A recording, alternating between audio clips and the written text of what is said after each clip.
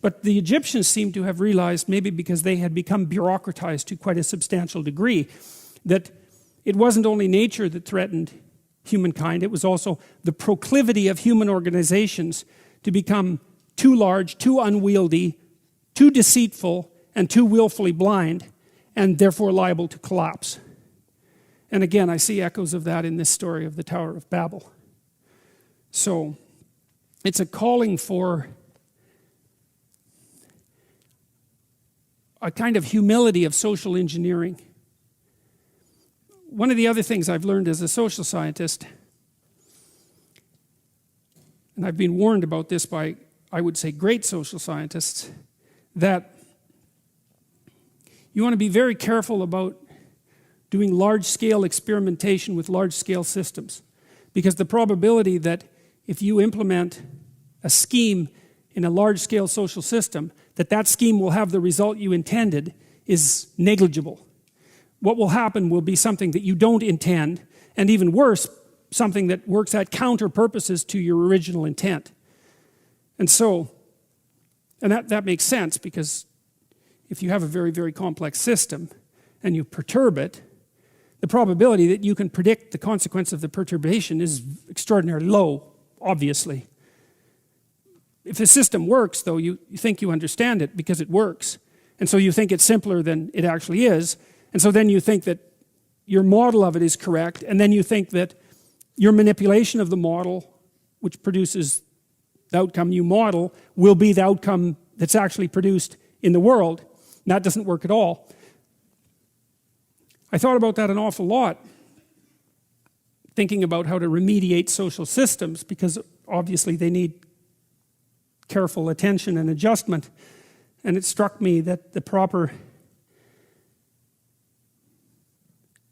strategy for implementing social change is to stay within your domain of competence. And that requires humility, which is a virtue that is never promoted in modern culture, I would say. It's a virtue that you can hardly even talk about.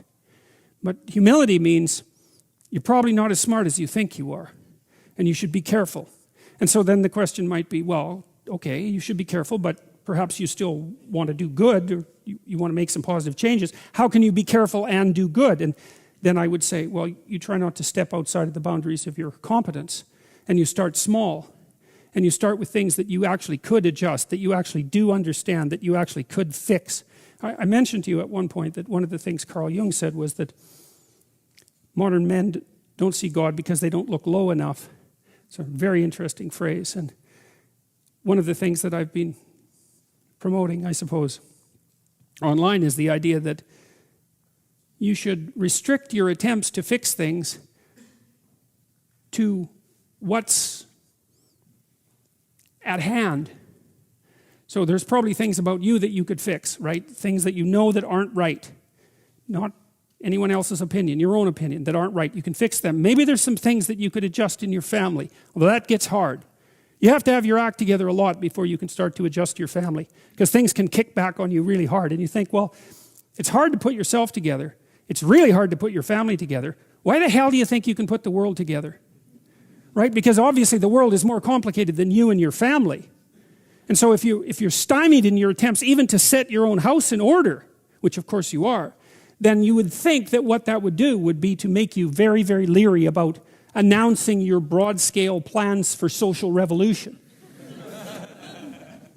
Well, it's a peculiar thing, because that isn't how it works, because people are much more likely to announce their plans for broad-scale social revolution than they are to try to set themselves straight or to set their family straight. And I think the reason for that is that as soon as they try to set themselves straight or their families, the system immediately kicks back at them, right? Instantly. Whereas if they announce their plans for large-scale social revolution, the lag between the announcement and the kickback is so long that they don't recognize that there's any error there.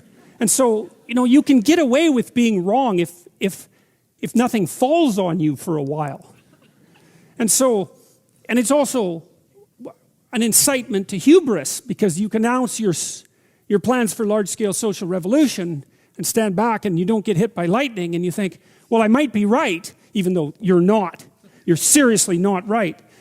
I might be right, and then you think, well, how wonderful is that, especially if you could do it without any real effort. And I really do think, fundamentally, I believe that that's what universities teach students now. That's what they teach them to do. I really believe that. And I think it's absolutely appalling. And I think it's horribly dangerous. Because it's not that easy to fix things. Especially if you don't, well, especially if you're not committed to it. And I think you know if you're committed, because what you try to do is you try to straighten out your own life first.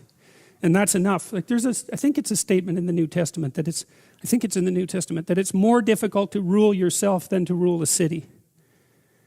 And that's not a metaphor. It's like all of you who've made announcements to yourself about changing your diet and going to the gym every January know perfectly well how difficult it is to regulate your own impulses and to bring yourself under the control of some, what would you say, well-structured and ethical, attentive structure of values.